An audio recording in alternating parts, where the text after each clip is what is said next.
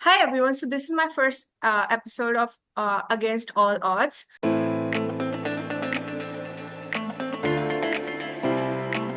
and today we will be talking about the most interesting topic happening in the economy of United States of America: how to find a job.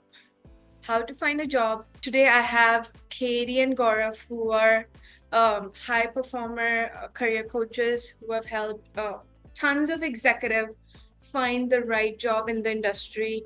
And I think today they will be helping us figure out this whole strategy, what's happening in the market, why are people not getting jobs, and how eventually one can land a job. So thank you, everyone. I'm gonna take it forward from here.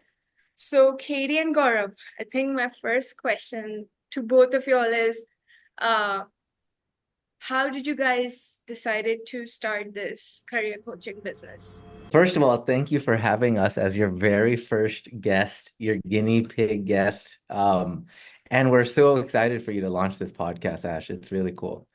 Thank you. I'll start with this one. I think career coaching kind of was like a natural evolution. I've been in this talent acquisition space in one way, shape, or form for now, I think going on 17, 18 years or something like that. So I started off in recruiting.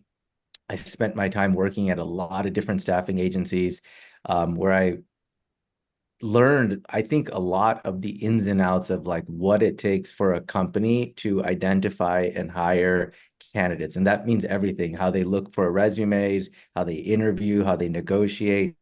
And then eventually, after I got my feet wet in recruiting, I started a staffing agency of my own in 2012. I started it with multiple co-founders, and then we had an exit in 2016. And then after that, I went on to work at a company called Overstock.com, where I was leading talent acquisition in-house. So another tech company. And it was also coincidentally where I, at that time, I used to just get so many people asking me about all the different things related to the job search. So how do you write a resume? How do you find a good job? How do you negotiate? How do you interview? And so that was kind of the birth of like Career Sprout. I thought, well, there's all this knowledge stuck in my head. I can't start another staffing agency. I had a non-compete. So I started Career Sprout, and that was in 2016, and here we are today. Yeah, I feel like you had a little bit more linear path where like a natural progression to career sprout. I actually met Gaurav Villani. I used to coach business owners and executives on like essentially how to grow a business, but without sacrificing your family time and without, running yourself into the ground. And when I met Gaurav, that was essentially what he said. He's like, hey, I have this program that helps people land high paying jobs. It takes, less than 90 days on average salary bump. Back then it was $37,000. Now it's like 56,000. And he just walked me through the process that he had been using. I was like, this is exactly what I use to get contract roles. Like this is the exact same process. And I just kind of took some time looking at what it was that he was actually doing and watching how he was helping people and how excited he was. And Ash, I'm sure you know this, anybody watching, there's a there's not really a barrier to entry in the coaching world. Anybody can say that they're a coach and the next day start coaching people Yeah. technically.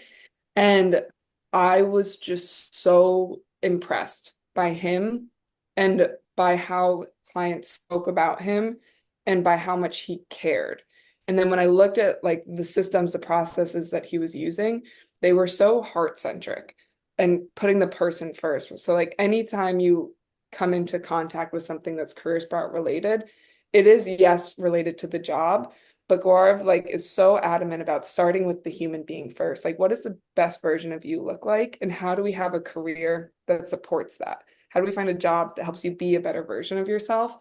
And it was just something that was so he's like a magnet to like high quality human beings, so the people coming to him and like just what he was able to do. It actually made me switch gears to a little bit more on alignment, talking about best version of yourself was like my since high school, I've known that I wanted to help military vets integrate into the civilian world after combat. So a lot of what I was doing up until meeting Gaurav was thinking that I was going to help them from an entrepreneurial sense. And once I saw the process that he was using and the quality of life from everybody that went through the Career Sprout program, I was like, oh, we can help so many more people in this way. And so it just became like a natural flow from there. Yeah. And he's got some good jokes behind the scenes here, believe it or not. So that's what really locked me in. That's not true at all. Okay, so I know I've heard about both of you that maybe I don't know how many people you have had, like 700? Is it 700 or 800 at this mark? What's the right number, Gaurav? Like if you're talking directly, a little over like 800. And then I think if it's indirectly, like through workshops and talks we've both given and things like that, I would say probably in the thousands, I Yeah. would hope. Yeah. I would hope. I don't know who's listening to me Yeah. anymore. And I know that like since I follow Gaurav and Katie very closely on LinkedIn, since I was looking for my post MBA role after Cornell, and I see that you also have like free workshops, right? Like every week you have 2 hour workshop where you're helping a lot of people with their interview preps, resume, strategy of finding the right job.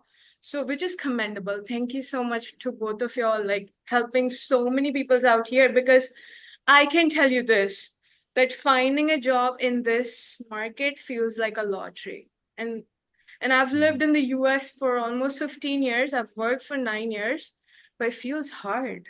It is really hard. So, okay, so I just want to know from both of y'all, like, what's happening? Like, what's the reason? It shouldn't feel so hard. Like, people have so many degrees. Like, what's going behind the scene, which many people don't know about if they're in the job. But like people who are outside, who are not working, they feel the burden or the hurt. So yeah, can you talk about a little bit about what's happening in the market? Is it because of the AI, uh or is there's a significant shift in the market? Just want to know it from your mouth about this. Yeah. Go ahead, Katie. Yeah. Oh, I feel like this is right up your alley. I'll give the simple version. Yeah. I think at the very like foundation of it, there's just more candidates than jobs at the moment, or at least that's how it seems. I also think there was a lot of overhiring and restructuring that has happened over the last couple of years, and we go through this cycles of employer versus candidate-driven markets. We'll go back to a candidate-driven market probably at some point. And I think this time, what's part of what's making it so hard is it's so easy to spread a lot of doom and gloom. Like there are a ton of opportunities that are out there, and I think it's really easy to miss them when it feels really scary, when it feels really intimidating, when it feels like, okay, the methods that I previously used are no longer working. Where it's like, yeah, it's rough. It's really rough. If you're just sitting there and applying online, I think it's really hard to not get down. But hopefully, Garv, maybe you can touch on this a little bit more. I'm sure we'll dive into like some tips later on. But maybe if there's anything you want to add to that as to why you think it is the way it is. Yeah, I think if you want to kind of put like some historical context to it, I don't think you're wrong in the sense that this is probably the most competitive market that we've seen since probably the 2008 financial crash. But there was this huge stretch from like I would say maybe 2012 all the way to 2021, where it was a candidate-driven market, and there were less qualified candidates than jobs. And so I think during that stretch, it was a lot easier, quote unquote, to find opportunities and to get in front of employers. And even during that stretch, you could get away easily with, I think, just applying to a job and being able to land an interview. And in this last 3 years, I mean, if you think of like what happened in COVID, I'll go in a little bit of detail. In Yeah. COVID, what happened? Companies shut down, right? And then the government injects all this money, stimulus into the market. So now all these people get all this money that they didn't have, essentially free. And so a lot of people started quitting. And so then the world realized, or these companies realized, well, actually, we can be fine. We can move to remote work, and then we'll just, and so then hiring picked right back up. But this time there was all this quiet quitting and people starting businesses and doing Airbnb flipping and trying to make money on Turo and NFTs and all these things where companies were struggling to find really good candidates. And so as they kept stimulating the market with money, inflation went way up. And so then the stimulus got cut off. No more, everyone stopped getting free money. And companies started laying people off, and no one was no one was able to spend as much. So all these people that quit and didn't want to work anymore and all the things, they needed to get jobs again.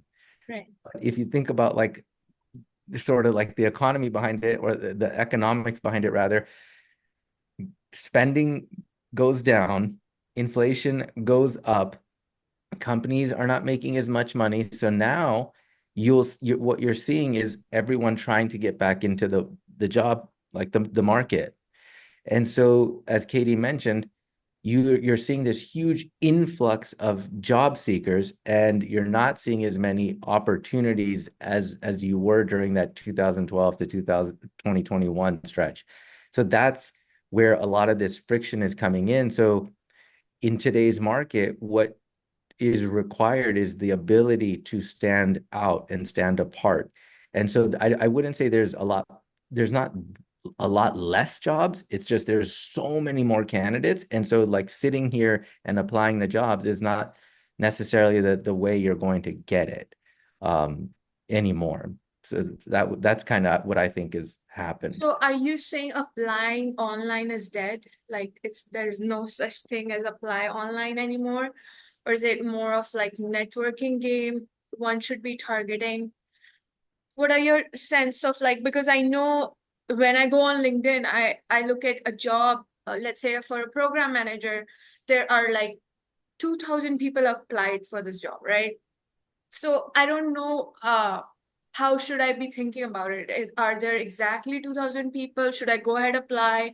What's the right way to, strategize this so that at least I get an interview, right? And like you said, you gotta be unique in this market. What do you mean by unique? Like, how do I stand out in front of all these qualified candidates? Do you want to take that, Katie? Sure.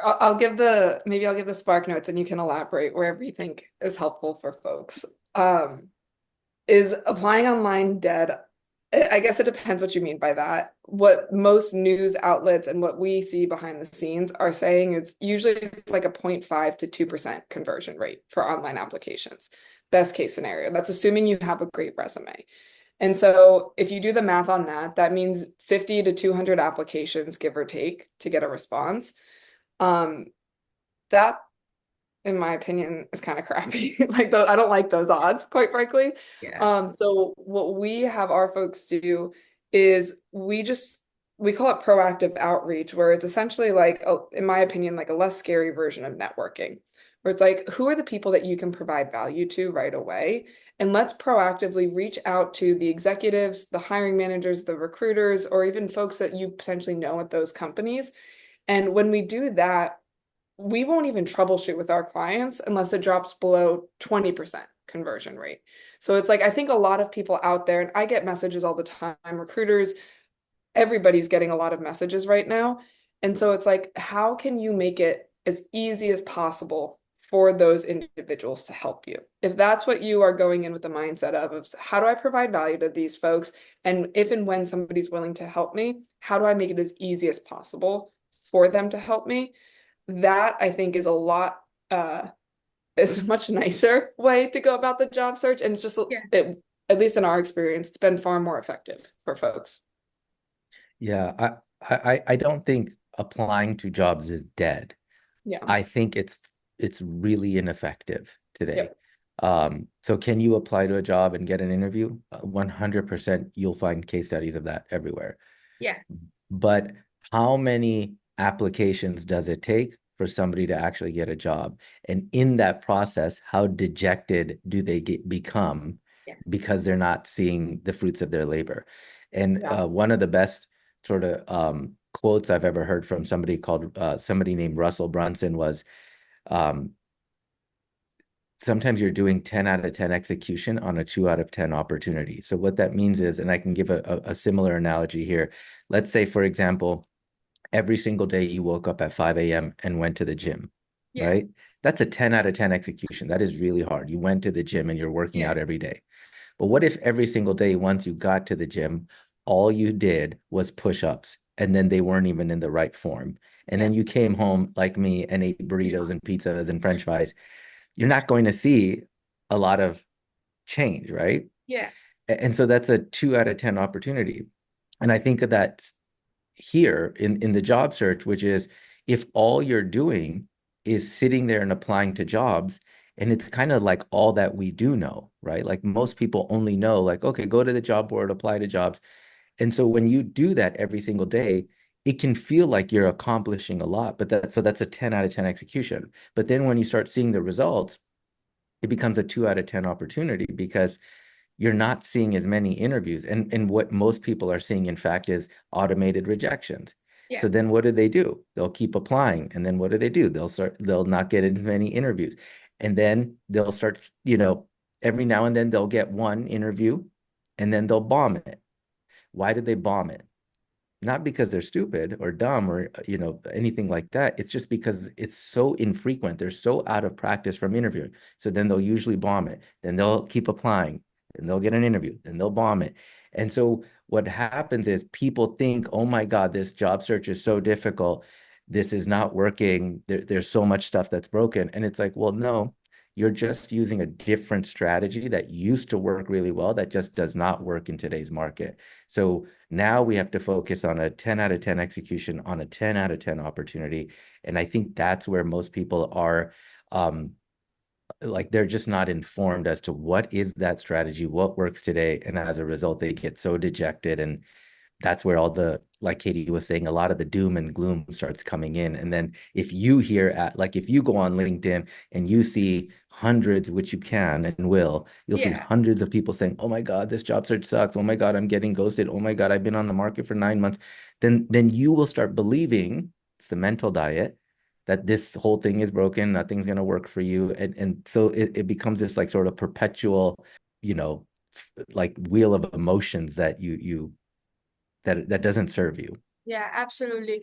And I agree with you because given that I have also looked for jobs but sometimes like Gaurav and Katie, I feel like some of those jobs are even fake jobs on LinkedIn. Is that true? Like, do you guys see fake jobs or like recruiters forget to close the rec and then you're just applying for those jobs? So, what is the litmus test? How do I figure out that are these jobs even real? Should I go to like career website if let's say, if I'm looking for a job in Apple for a program manager position? Where should I start? What should be my starting point? And should I trust LinkedIn? LinkedIn is a great place, but like a lot of people don't know how to even use it, right? So can you like talk a little bit more about what should be a starting point? How should you target hiring manager, executives, and potentially turn that into an interview, rather than just applying for that one job you were targeting? I don't know if there's fake jobs. Okay. I do know what some recruiters will do is they'll put out a job posting because they'll know that this is a position that we often hire for. And so if maybe you'll find times where the posting that they put up is not for a job that they're immediately hiring for, but they do know that position will be opening up soon. But the other thing I think about too is if you're wasting your energy looking to trying to figure out, is this a real job or is this a fake job? You're doing it wrong. Because Katie and I say this all the time, just control the controllables. You'll almost never know if it's real or fake or whatever you want to call it. But what we think works better is if you see an opportunity, think of it like this, right? If you see an opportunity, let's say you're a project manager and you see a job posting and you think you're a really good fit. Well, again, what most people will do is they'll say, cool, let me apply for this. Sometimes their resumes are not even written that well. So now they won't get they won't hear back, or like we talked about before, they'll get an automated rejection. And so then they'll think this was fake, right? It's easy for us to go straight to the negative. And so instead, the way we think of it is, who can we start a conversation with that can help us move the needle?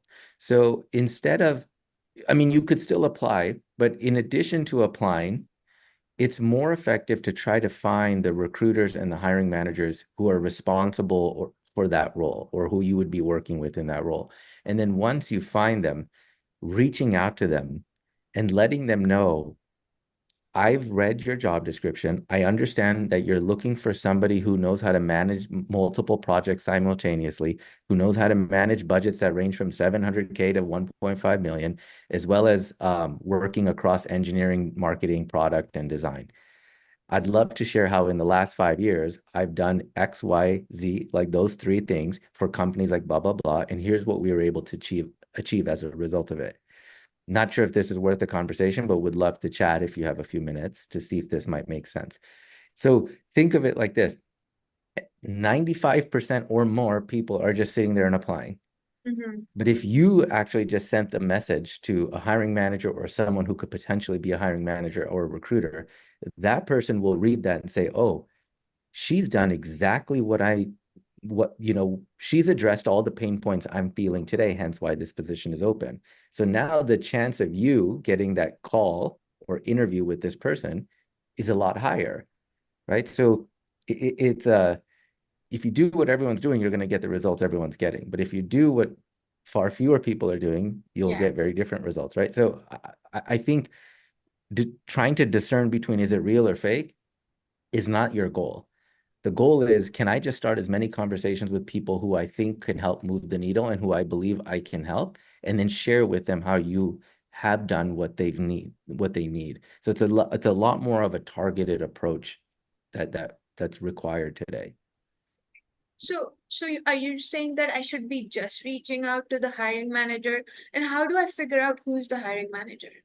Like, is there a right way to take this forward? Let's say you talked about project manager position. Should I actually go and look for the hiring manager or the recruiter? What is the right strategy moving forward? Let's say if I'm targeting the specific role, and how many people should I be reaching out in the same team? What is the right way to navigate through this one specific position I'm targeting? Yeah, so typically what our folks will do is, let's say you're interested, you gave the example of like Apple. Yeah. There's thousands of employees at Apple. Like there might even be 1,000 program managers at Apple.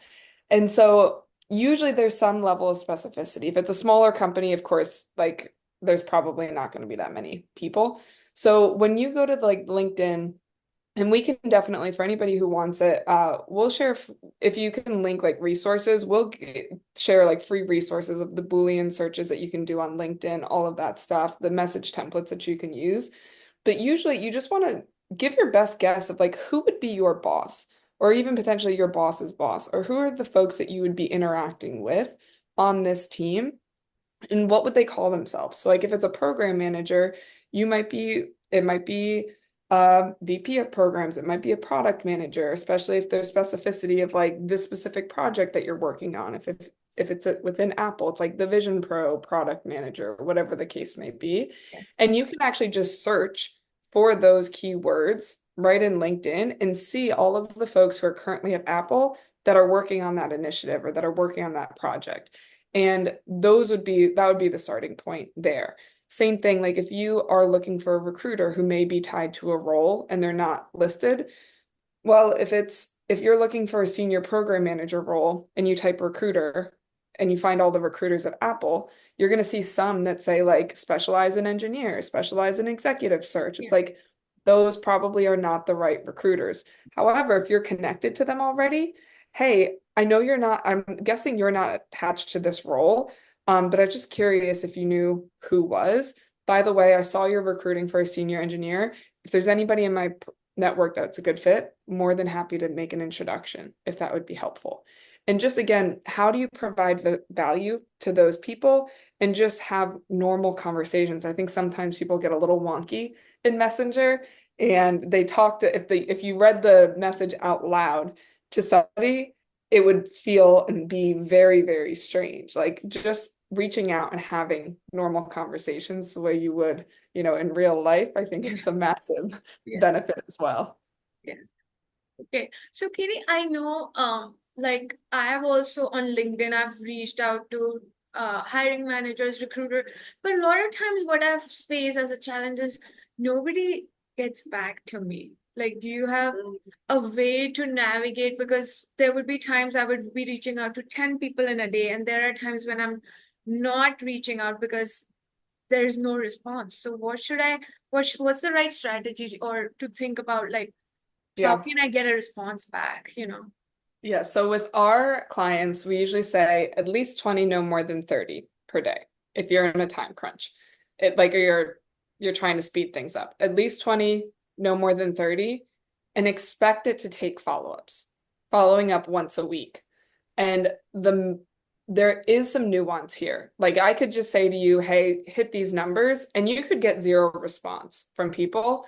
That's usually indicative of, are you sending a message that's customized? Could that message be sent to any other human being and still make sense? If the answer is yes, probably not actually a good message. If you could put it in an automation and have it sent out to 10,000 people, probably less than 5% conversion rate.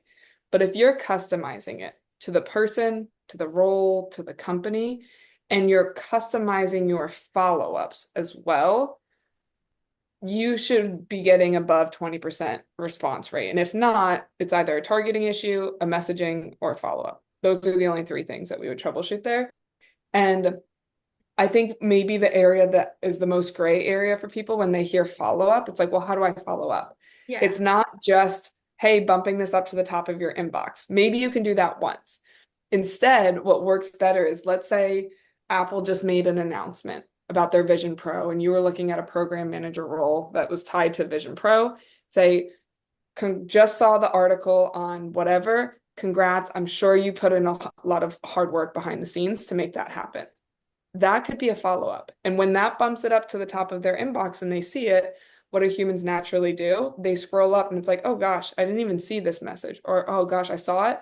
I started responding to it, but it was Taco Tuesday and the taco truck drove up. Like, and I totally forgot, or whatever the situation was.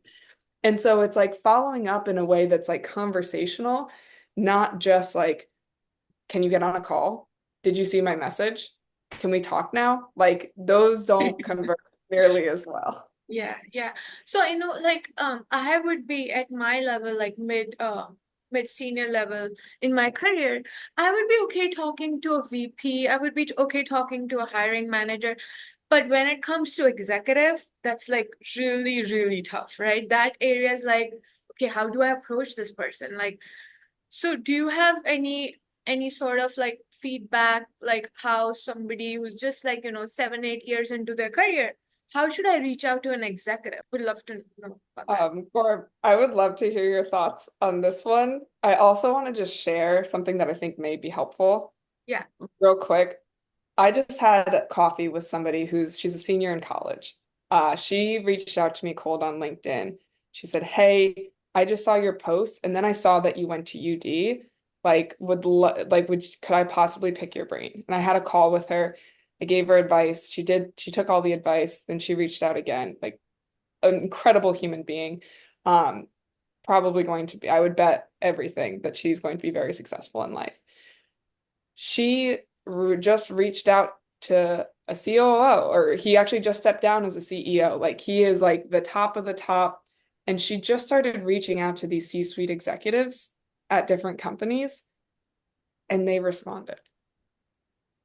That's it. That's the secret. It feels really scary before you do it. Yeah. But we get messages every day from people who are like, I can't believe the COO just accepted my connect request. Mm-hmm. I can't, like, everybody's afraid. So they're actually the ones that get the fewest messages and they're the easiest to get a hold of, usually.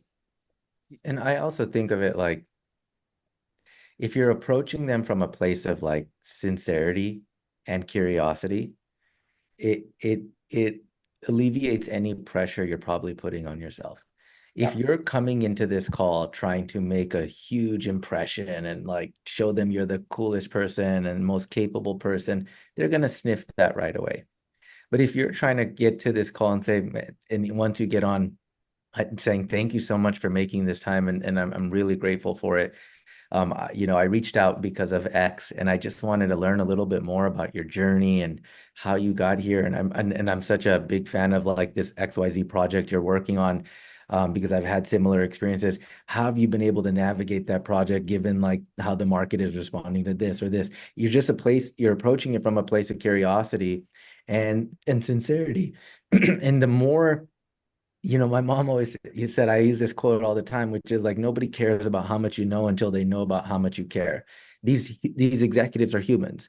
Yeah. Taking the time to get to know about them, their journey, what they're doing, what they find helpful, um, allows the conversation to be a lot more fluid, and then B, just a lot more like authentic and open.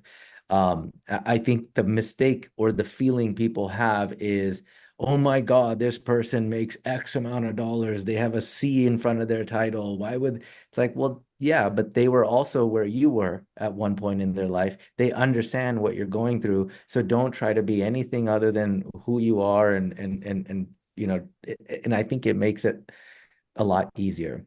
Yeah. Um, is that maybe that does that answer your question? Yeah, absolutely.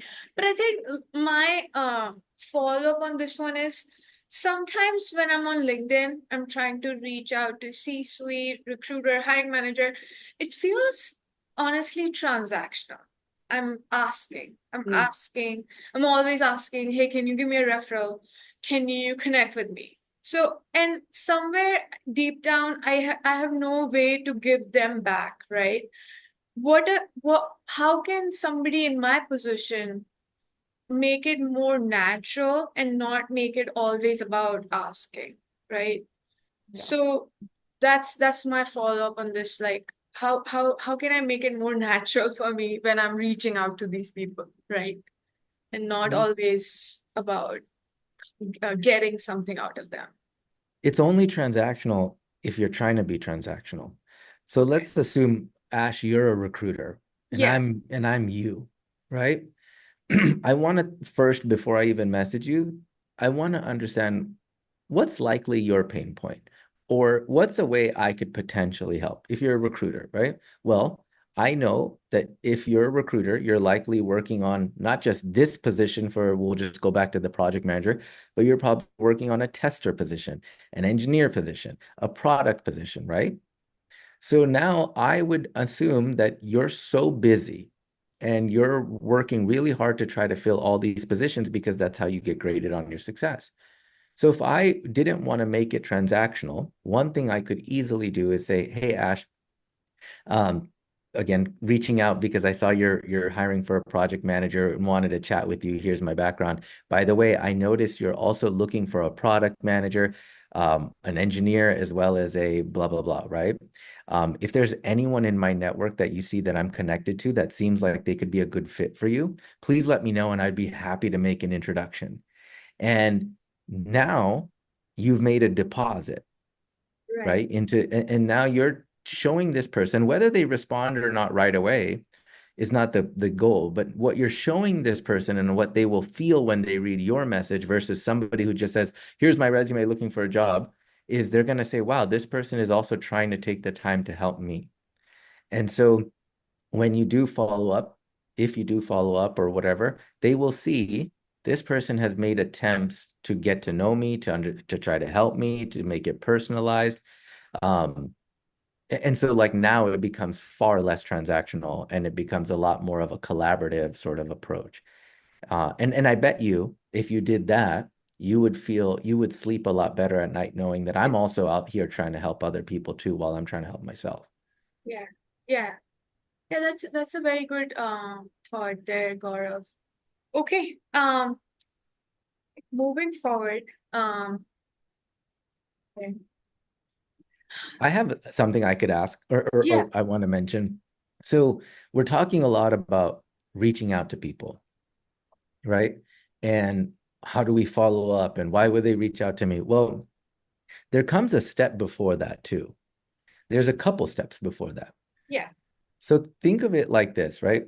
The number one thing we tell our clients is to get really clear on the one position you're going after.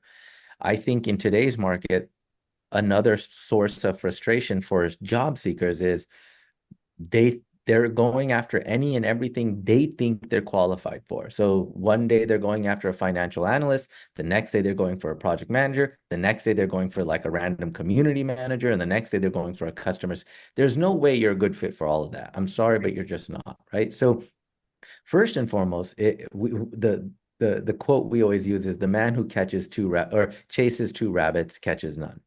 And so we want to first just take the time to get clear on the one role we're going after. Why? Because once we do that and we know why we're a good fit for that role, then everything we say on our resume and on our LinkedIn profile can speak to that one thing. And I tell job seekers this all the time. You want to think of your LinkedIn profile. I would argue that in today's market, your LinkedIn profile is even more important than your resume. Not to say you shouldn't have a resume, you should, Yeah. but your LinkedIn profile is way more important because that is it's social proof, right? Same way like me and you go to Yelp to determine if this is worth checking out, this restaurant's worth checking out. People go to your LinkedIn profile to see if you're worth reaching out to. So if your LinkedIn profile is not optimized, then someone has no incentive to speak with you. And the only way to get it optimized is to make sure that it's not all over the place. You're not trying to speak to a customer success role, a product role. You can't be multiple people on LinkedIn. You can be Yeah. one. So I think of it like your LinkedIn profile, the best way to think of it, in my opinion, is it is nothing more than a digital advertisement of your skills and your experiences, right? And your capabilities. That's all it is. Mine, Katie's, yours. It's just a digital ad. So Right. that if we understand that it's an ad, then we should ask ourselves, well, then what makes good advertising? And the answer to that is copywriting, right? And so then copywriting are the words that go into the ad. So then what makes good copywriting? There's three things. One is getting really clear on who your target audience is, meaning what's the one role you're going after. Two, once you understand your target audience, the second thing is what is the pain points, problems they're trying to solve by hiring someone like me, which you will get if you study the right job description. So if you've picked the one right role and you're studying the job descriptions, we tell our clients look at 20, 25 of that same job description. The reason Yeah. you look at that many is because you'll start seeing a consistency between one, the other, the other. So that's the second thing, getting clear on what their problems, pain points, or initiatives they're trying to solve by hiring someone like you. And then lastly, the third component of copywriting is being able to clearly and concisely articulate how you've already solved those problems through your own experiences. So when people are like, oh my God, I'm sitting here and reaching out to all these people and it's not working. Well, it's not that it's not working, it's you're not working correctly. And Exactly. so it's usually because their LinkedIn profile is bare bones, has nothing on there. Sometimes I'll see job seekers, they'll tell me more about what their companies did on LinkedIn than what they did. And executives and hiring managers don't care about the company. They care about what did you do, how did you do it, and what did you achieve as a result. So the steps before we even send messages should be one, get really clear on that one role you're targeting. And then two, write your resume and your LinkedIn profile in a way that speaks to that position. And we want to make it quantifiable. We want to talk about our responsibilities. We want to talk about what we achieved and how we did it. And then when you message, you will imagine what a hiring manager does. If you reached out to an executive, hiring manager, whomever, the first thing they're doing, like I said, is they're going to your LinkedIn profile. But Yeah. now, if you did it this way, they're going to be able to see, holy cow, she's done exactly what I need. So again, the incentive, the conversion rate jumps a lot higher as a result of that process. And like Katie said, we can share a lot of the resources with you that you can link to Yeah. wherever. Yeah. And I will link that below. Cool. Okay. So I know, Gaurav, you were talking about if we have to be particular or we have to, like in your own word would be career nirvana. that we need to figure that out before even we start taking all these steps about applying for a job. So as me being the guinea pig, I worked in a company such as GE Transportation. We used to make locomotives. So are you saying that since I've worked in a locomotive industry, I should only go to locomotive industry? Or, manufacturing space is the right space for me? Or is it something now I want to go into media, right? Because I'm a program manager.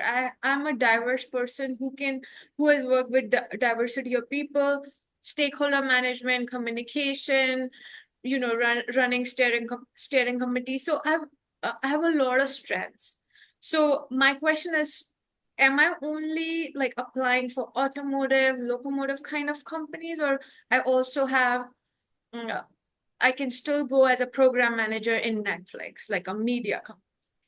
What's Yeah. the right way to go about it? So we use this process with all of our clients. It's actually like we consider it to be the most important part of our entire process, and it's the first step that they do, and it's called a career audit.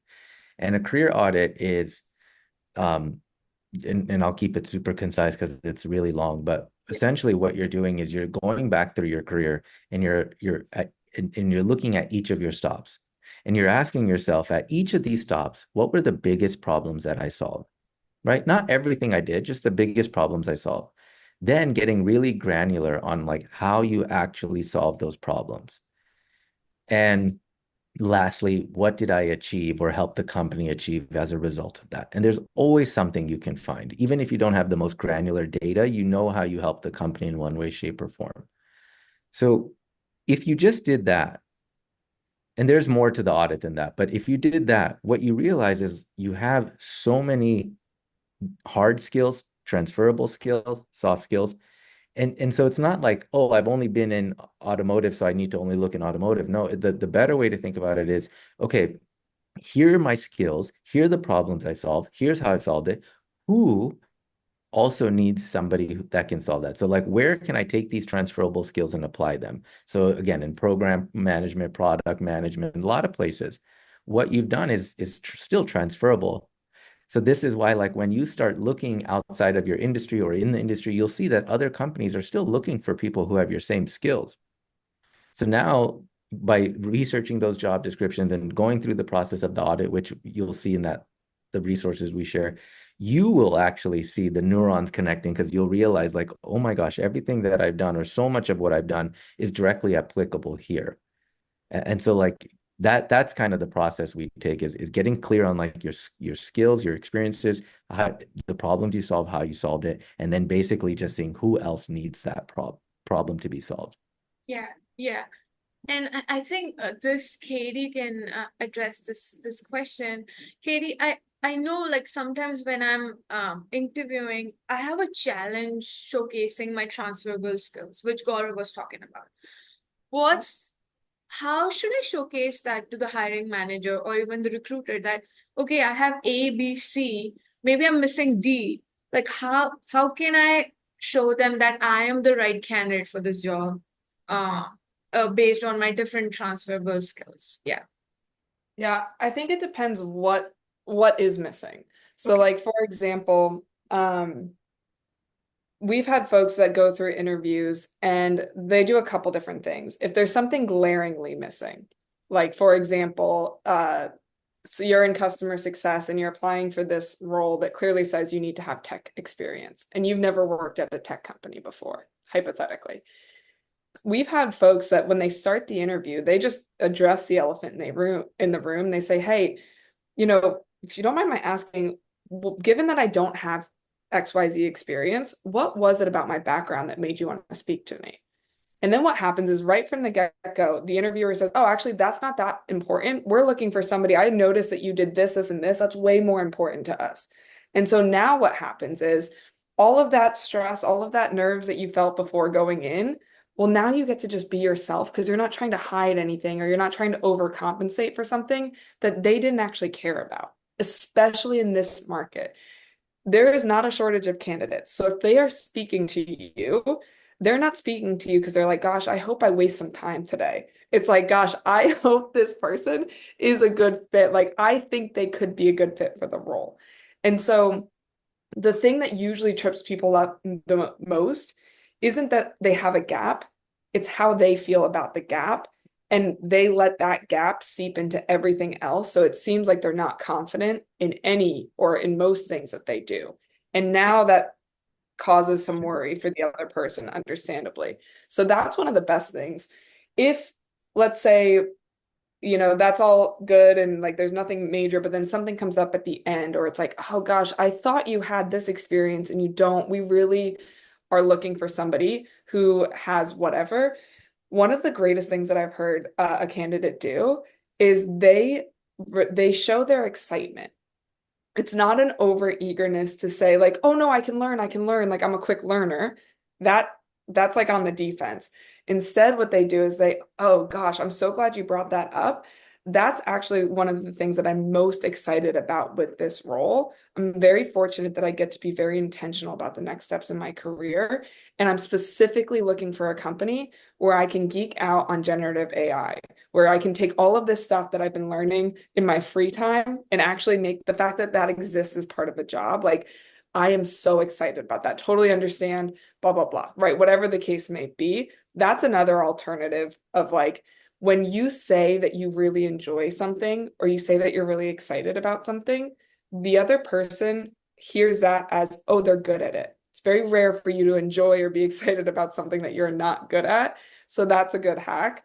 And then maybe one thing to end on would be like the cupcake story. Gaurav, if you wanted to share that with, it's like, hey, you don't actually have the experience and how you can talk about it. Mm, that's a long one though. It's a long one. Okay, Well, maybe yeah, we'll we can come link back to to that that. one. Yeah. Yeah. It's also in the links that Ash is going to share. So, because Okay. that could go Yeah. on for a while. Okay, yeah, no worries. We can I will link that cupcake story down below.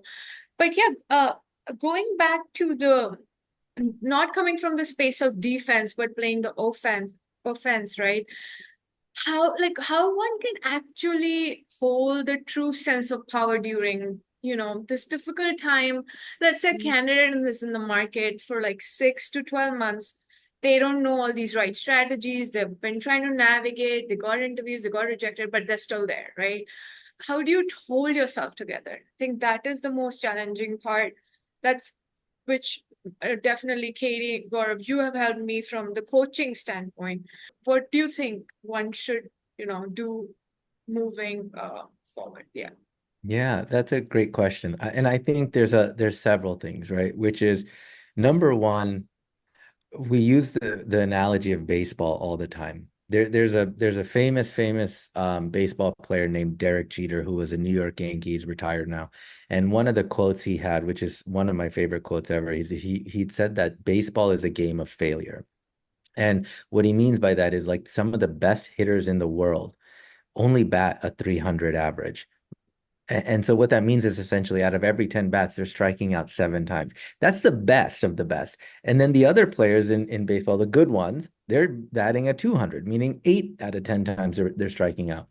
And so if you think of that in the terms of a job seeker, I would think that job seeking is the game of failure in some sense, meaning like you can't expect that every interview you go on, every application you send, every message you send out, that it's going to convert to something in your favor.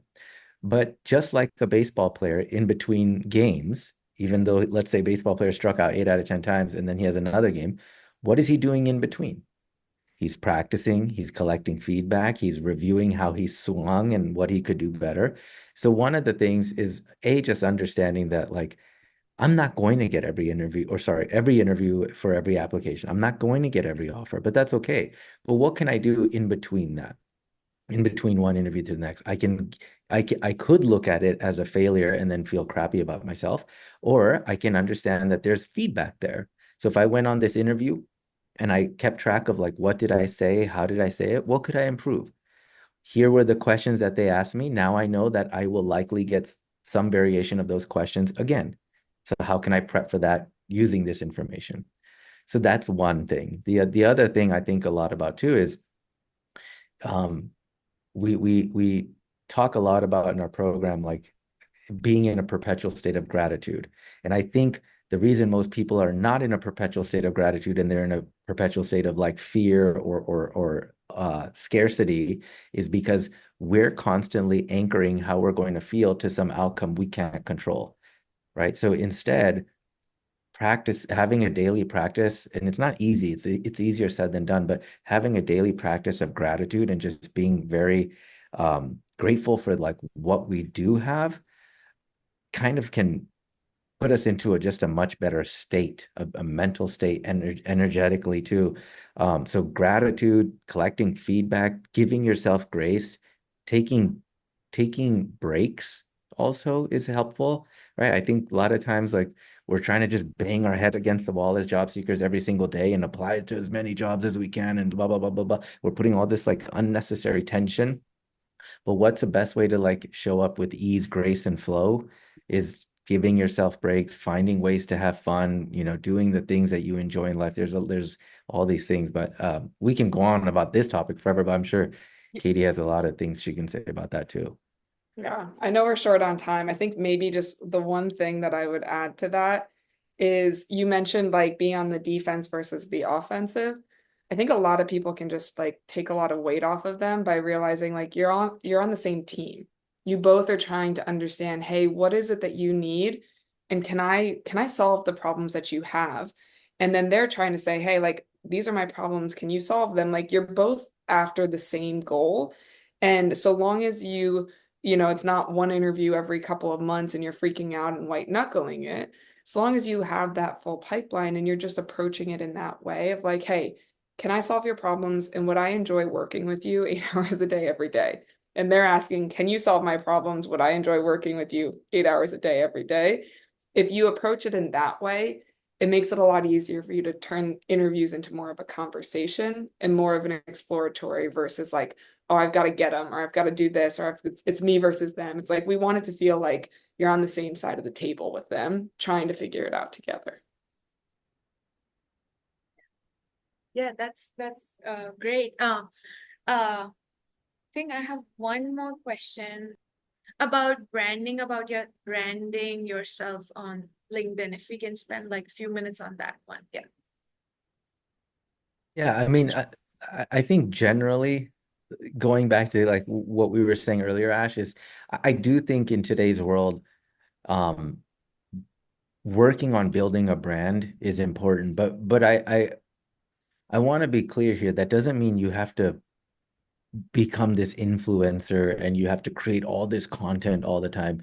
I think just understanding, like specifically for a job seeker, if my LinkedIn profile is optimized to what the hiring managers I'm targeting needs, that when I do apply, when I do reach out, there'll be higher conversion. So I think we should never sleep on LinkedIn anymore. And like, again, if we think of our LinkedIn profile as a digital advertisement, it needs to make sure it highlights your skills, your strengths, your experiences, your accomplishments in a way that's clear, concise, and speaks to who your target audience is.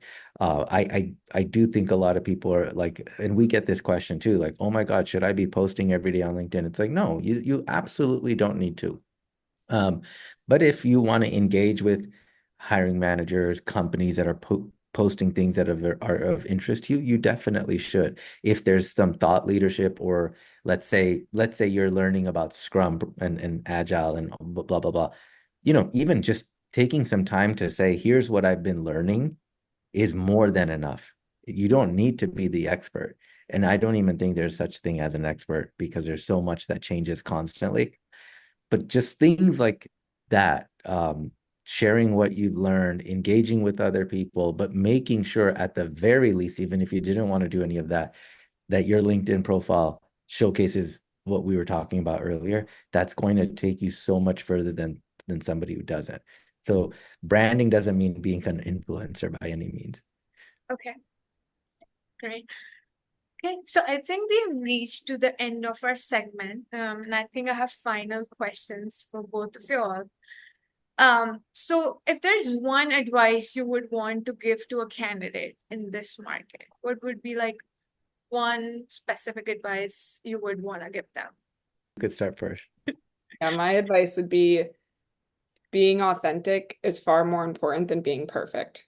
Nobody likes a perfectionist know-it-all. Yeah, that's great. Dang. Now I wish I said that one. Um, my advice would be discerning between good and bad information. I Mm. think a lot of people don't have the best filtration system nowadays. So like when we started this podcast, we were saying it's so easy to go on LinkedIn and if all you keep reading about is doom and gloom, then it's going to be easy for you to feel like this is all going to be doom and gloom for you. And so I don't think you don't want to be the blind following the blind, right? Or the blind leading the blind. And so don't take advice from people who haven't been where you're trying to go, essentially. So when you're on LinkedIn, when you're looking for all this information about the job search or anything in particular, actually, ask yourself, has this person that I'm listening to gone where I'm trying to go? And then do they have a history of helping other people achieve that versus this is a job seeker just venting and so filtering the information is really important here. Yeah, and I think this is great. Like I think we started from this market is tough, but based on the knowledge I've gathered today, I think there is hope. There's definitely a lot of hope if you take the right strategy. And if you follow Gaurav Valani and Katie McIntyre on LinkedIn, and I will post their LinkedIn profiles below, they will guide you through the right strategy, and you will definitely land a role. If not in 3 months, 6 months, yes, you will definitely get there. And I'm really hopeful. And thank you everyone for joining, and we will meet again soon. Thank you. Thank you guys. Bye, thanks for having us.